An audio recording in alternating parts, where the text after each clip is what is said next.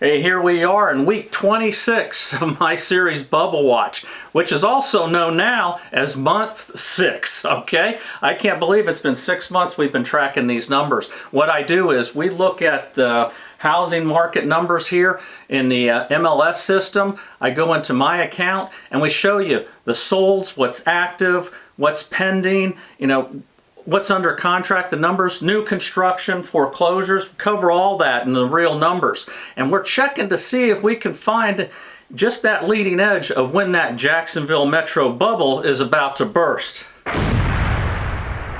Hey, you know what? I started this 6 months ago because I had people saying, that's when the interest rates were really making that turn, okay? And the market was really changing. Big difference from the beginning of the year, and this was like in May. And people are saying, hey, this summer, that's it. Everything's stopping. Everything's going to crash, bail out. Well, we're 6 months into it, and I haven't seen a crash. What I've seen is a correction. Others differ with me on that, but I'll let you decide when I show you the numbers. So what we do is we look at all those numbers, like I said, the solds, and the pendings and all that. I put them into charts for you, and then we decide, and we can look back from week 1 all the way now to week 26. And we're going to get to all that in 3.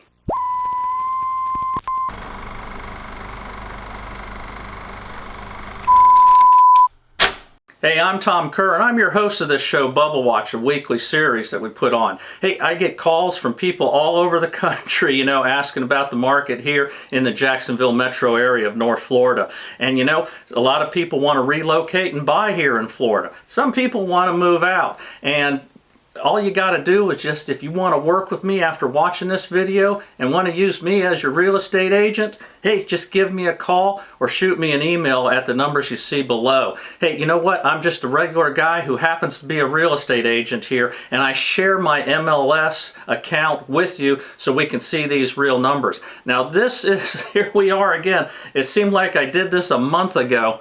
It's the hurricane edition. Well, actually up here it's a tropical storm edition where, over a month ago we just had Ian, which happened right before I did the Bubble Watch series, and now this one here, Nicole. And so I'm doing it a little bit different here because the power's been flickering in and out. I lost power at the house. I'm in my YouTube studio right now and the power's on and off, so I don't want to lose everything while I'm doing this. So what I did was I quickly went into my MLS system and took the shots of the stats and everything, and so then we're going to go through that in a little bit different format here, but it's the same information and everything's the same. I'm putting the charts, we're doing all the charts, we're doing all that. We'll look at the headlines and of course house of the week. Okay, so let's get to those numbers right now and start off like we always do with the active listings. Okay, we're going to the actives here. And as you can see, we have 7,105 actives right now. Okay, next let's go to the solds. Now these are solds for 1 week, this 1 week back, 7 days. Solds 350. Next we're going to go to contingent taking backup, and that comes out to 599. Next we're going to pending. These are the ones that went pending in this last week. 488. Next we're going to look at the withdrawn. These were people have withdrawn their listings in this last week. We have 180. Now let's see how many listings actually expired where they didn't renew in the last week. 182. Now we're going to check out the new homes that were sold in this last 7 days. And that comes out to 52. Now we're going to go see how many new homes are in active status. That's 1,724. Okay, now we're going to take a look at those foreclosures, and what we do is we look at foreclosures, pre-foreclosures, and short sales. I combine it all under the foreclosure umbrella. Okay, foreclosures are 17, and these are active. Pre-foreclosures, we have 9, and short sales, we have 5. Okay, now what we do, we've got those numbers. We're going to put them in a chart here shortly so we can compare everything.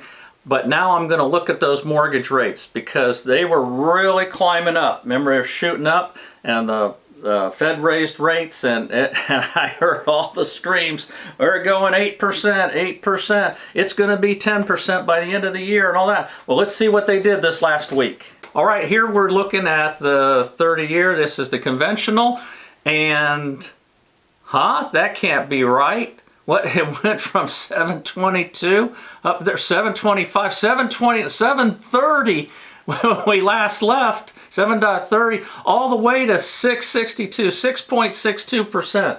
Are you kidding me? I go, they went down?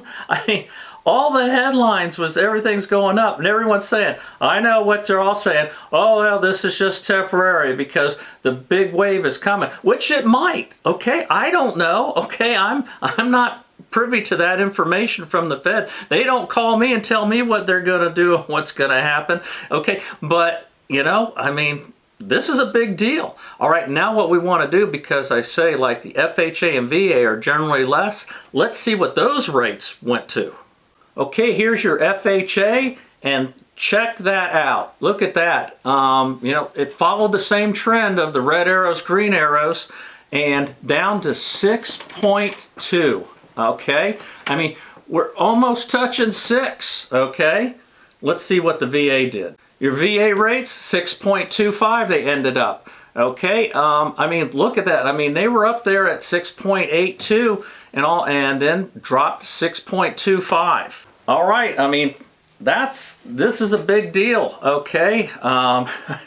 Well, let's see how things have affected, you know, with the price of the house, okay? Because all this factors in this affordability thing is, you know, and we're going to get to more about this, about like why these, you know, price per square foots haven't really dropped dramatically, even though the interest rates are going up. So let's look at those price per square foot, because we've been seeing that downward slope, that they are going down, where they were like over 200 and now they've been, you know, in the 190s. Let's see what they did this last week.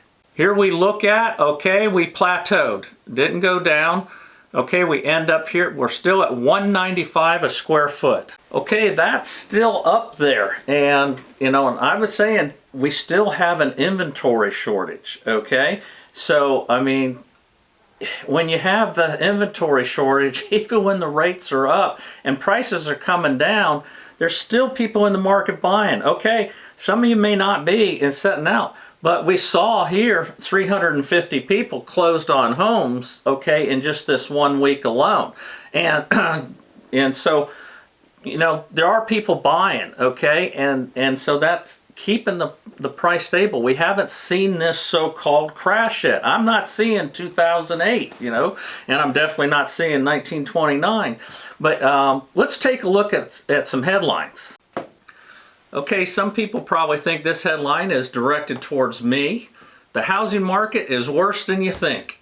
Okay, buyers and sellers and renters are in for more twists and turns, okay, as soaring mortgage rates and stubborn inflation signal a belt of tightening ahead. Okay, this was from the New York Times.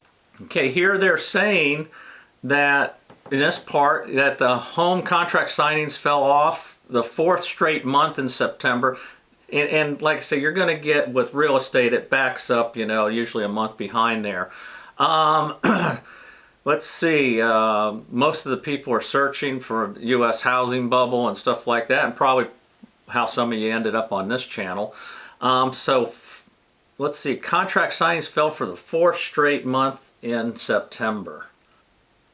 Well, here we go, and they further talk about how low will home prices go, and it's saying most analysts don't expect home prices to free fall as they did after the subprime mortgage crisis in 2008. Also, down here, existing home prices soared 45% from 2019 to 2022. Okay, right there, and it was the biggest jump ever recorded in such a short window of time. Okay. Okay, well, this kind of goes along too with my house of the week when we see how high these prices went up. So my point with the house of the week is as you know, people are selling for a lot less than list, or the price has come down, the appreciation was so high that they can afford some of this, you know, taking, you know, some of these hits off the listing price. Here, check out another headline too that's interesting. Okay, supply issues continue to challenge housing. Okay, this is something I've been talking about. Okay, now of course, look at what's right above it. Fed says inflation concerns remain, will continue raising rates. So we're still going to see higher rates, but they raised the rates, but then we saw mortgage rates go down. And remember, I said this in several bubble watches, earlier, is that what the Fed does with its rates, when they raise them, mortgage rates are affected and stuff by it, but they don't really go in line with it all the time. It's like, okay, these two dance together, but, they don't always match when it's going up. Here, let's check out some more of what this has to say.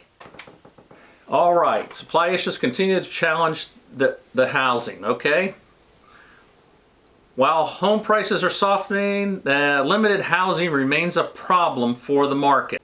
Okay, right here, it's saying in this middle part here, they're talking about the amount of units in inventory and all, talking that we're slightly more than 3 months worth of available inventory. I think up here in the Jacksonville area, it might be even a little more than that, to purchase. 6 months of supply is associated with a balanced market, while a lower supply levels often push prices up more quickly. Okay, now look at this also. As we heard in 2023, home prices will stay flat because builders and sellers aren't producing speculative houses until the market conditions clear up. Okay, I mean, yes, this is creating a shortage. You've got homeowners that aren't selling because they refinanced at 3% or less last year, and now if they sell to go somewhere else, they're going to have to pay twice as much interest. So some of them don't want to do that, even though some it may work out if the price was less.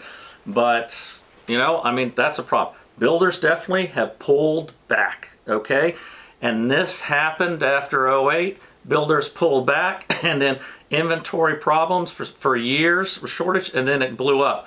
What's going to happen if these rates come down sometime next year with the shortage of inventory we got now? And it'll be even less because people will be scrambling. I'm wondering how many people are going to take advantage and rate lock at these rates that came down to like 6.2%, for the FHA.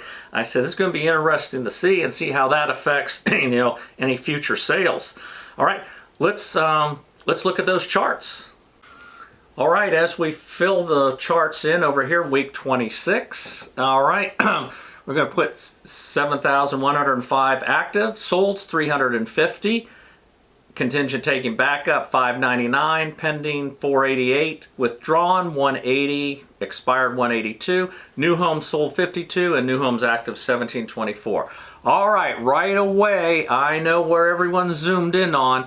That second one sold 350. Look at that. We haven't seen those numbers since week 17 there. Now, how much those now that sold. Now, remember, these that are sold, okay, they went under contract, some 2 weeks, some 30 days, some 45 days, some more. If it's new construction, it could have been 6 months, okay, that led to this. How much did the hurricane have an effect? I mean, we got an insurance issue problem here too, and that's a whole nother video, but there's the state-run insurance pool, and it's called Citizens, and what's happened is it's gotten so big because of these carriers pulling out, and one of the things that they do different than the other carriers, now the other carriers, like if they declare a warning or anything like that for a tropical storm or hurricane like that in your area, they stop writing at that time, and I don't know how soon they start to write. But the state run, what it does, if one place in Florida is declared, a warning, then for a tropical storm or a hurricane, then the whole state is locked down on writing insurance policies. So, if up here we didn't get the warning until later, say, South Florida, like around Port St. Lucie, that area, if they got it sooner, then the whole state's locked. Okay, does this affect closings? I don't know. We have to see. You know, we went through that, and the next week will play out some, and then after that, and of course, with the weather conditions they are right now, I mean, people weren't out looking at houses. Okay, so that I anticipate some slowdown there. But think about this. Okay, 350. Everyone's looking at that number dipped, but look what that looks like on a map. I mean, right there, you see all those dots. Now, granted, when it's over 350, we can't even see the word Jacksonville, but it's thinned out some so you can see it. But that's still a lot. And then, of course, down by the coast there, as you go St. Augustine, all in the St. Johns County, that area, you know, just south of the Jacksonville, and then a little bit in Palatka and over there around Keystone Heights. And so that's still a lot of dots. I mean, for sold homes in a market that many have says has crashed, but others saying the crash hasn't come and the crash is coming next year. So we'll see. But a lot of people said that this was going to happen this summer. But man, that's still a lot of people buying homes. Would I have liked them to buy them from me? Absolutely, man. I'd really be well off, you know. So, you know, but it's like, you know, people are still buying, people are still looking. I get calls all the time. I'm showing houses, you know, and we got some under contract. So it's, you know, it's still happening. Let's look at some more of those numbers.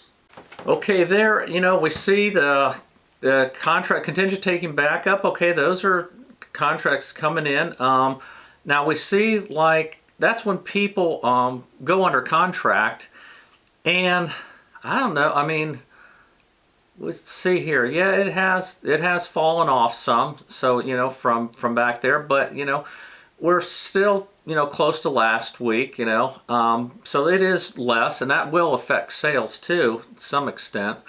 Pendings 488. Okay, we saw a drop there. Okay, now that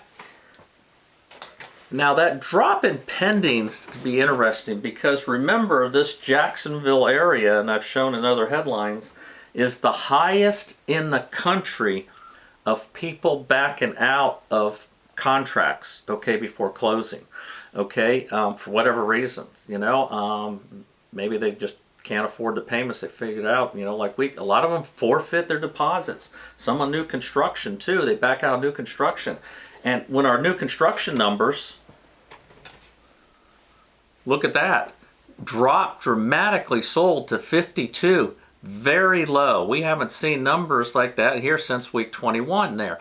So, you know, so could that be they're backing out? You know, that headline's true and those stats are true. Okay, so we just have to follow it. That's what we're doing. We're following it to see, you know, when things are going to bust. But looking at these numbers gives you an idea and sees on what you want to do.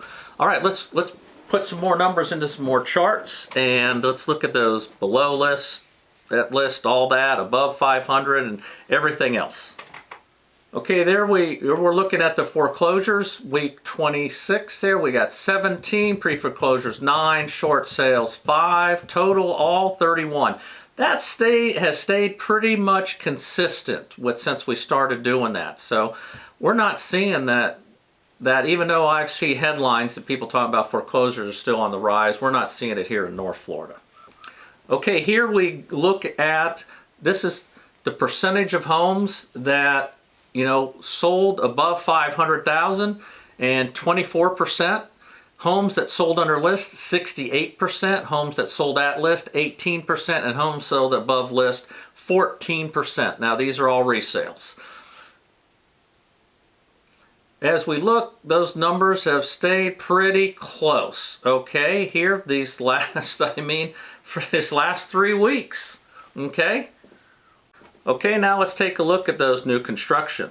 All right, as we see here, new construction homes that sold under list, 42%. Homes sold at list, 29%. And homes that sold above list, 29%. Okay? So we're looking at that. We see a little bit up from the sold under list. And then we see that the homes that sold at list, 29%, and above there, 29%. So, you know, pretty close. Not a lot of change there. Okay, now let's look at that new thing I started on the financing, where we track, you know, how people paid for these houses. Okay, here we are. We just started this a couple weeks ago, so we're looking at like week 26 we're in. Cash 31%, conventional 40%, FHA 13, VA 13, and other 3. Okay, the others stay the same there.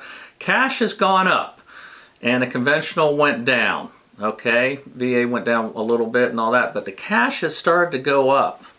Something that I've noticed, and I've seen some articles, but I've also had some phone calls. People that are, you had all these cash investors last year because they were looking to flip. They're buying them, then reselling them, because the market was going up so fast that they could buy something at $350 and turn around and sell it for $400 in a matter of a month. What's happening now, I think that what I've seen and I don't know if this is what's causing this numbers, but there's people now buying homes to rent them out. And they're investors that are buying these houses, they're paying cash, and they're turning them into rentals. And, this could be a good or bad thing. It's good in the fact that there's not enough rentals. And so, theoretically, if you got more rentals, then the price of rentals will come down. So we'll see, is that what it is? Also, when the cash buyers come in, they're taking away from, the FHA and VA type loans. So, and we see a little bit of drop there. So, we still got to watch that. That's why I've been doing this. Like I said, I don't really know where this is all going, but I just thought it was interesting to keep track, and we'll just figure it out, and then when we are in the 6th month of this, then we'll have better ideas. All right, now, house of the week, all right? And the people that are always telling me nobody stays in their home for 15 years, 16 years, 20 years, and all like that, they're going to love this one if you're still watching my series. Because this one here is a little bit shorter time frame, but we're going to see, because of the appreciation and the amount they had to take off by selling it this last week, because everything's been going down, those home prices, did they take a bath on this? Let's look at the house of the week. All right, here we are. This home here, listed for $489,000, sold on November 8th, was on the market for a month, which is actually pretty good in this market because a lot of them are 2 to 3 months right now. Ended up selling for $422,500. Holy cow, all right, $66,500 below list. There we go, another headline. Can you imagine? Look at these people here. If you bought a house within the last couple of years and you're trying to sell it, and look at this, you can't even get what you want out of it, and you're dropping the price $66,000. The market's crashing. This is it. Well, let's look at what they paid for it and when they bought it and what year this house is. All right, here's the information. This house here was a brand new home, okay, built in, let's see, 2020. The house was built in 2020, okay. Let's see, they ended up buying it, let's see, okay, this house here was bought new, okay, they said it was a 2021, so I guess this was built, it looked like it was probably inventory sitting there, probably reduced, because these people here bought it earlier this year, all right, 2022. I thought they bought it earlier, but no. April for $364,500. And that was sold, let's see, just this last month here for $422,500. So if my math's right, a difference of $58,000. Wait a minute. This isn't supposed to happen. This is even a worst case scenario according to the experts that say, like, anyone that bought a house this year, you were foolish, in the beginning of the year here because, got screwed. Look at things. Everything was going to collapse. They bought it this year in April, sold it now when things are the worst. Okay, took that big, 66,000 off the list, and they still ended up walking away with 58,000 above. And I'll tell you something else, a house that was just bought this year and all, they didn't put any money into it. Okay, there was no roof or flooring and stuff like that. It was a brand new home, still under warranty. I mean, holy cow, what, like 6 months old, so, and they didn't, and they still made money. Okay, this is my point. I bring these houses, because you get hammered with the headlines, and I get it that things could turn. I don't know. I just haven't seen it right now. Am I clairvoyant to see? I don't know what's going to happen next year. But look at all these numbers. You got to, what headlines do you trust? What information as far as those interest rates go? But I'll tell you something that isn't false, and that you can't, is the inventory levels. Okay, and then look at these prices that things are selling. I got people telling me they see houses. Oh, it ain't worth that. I wouldn't pay $350,000 for that. I wouldn't pay $500,000 for that. Well, maybe you wouldn't, but somebody is, because houses are selling. And you know what? That's what drives the market. What's up? Buyers drive the market, okay? And this is what's selling, and that's what they're doing. So now you get all those numbers. I put them together for you. You see what's going on. We're watching to see if that bubble's burst. I haven't seen it yet, but ultimately, it's you who decides.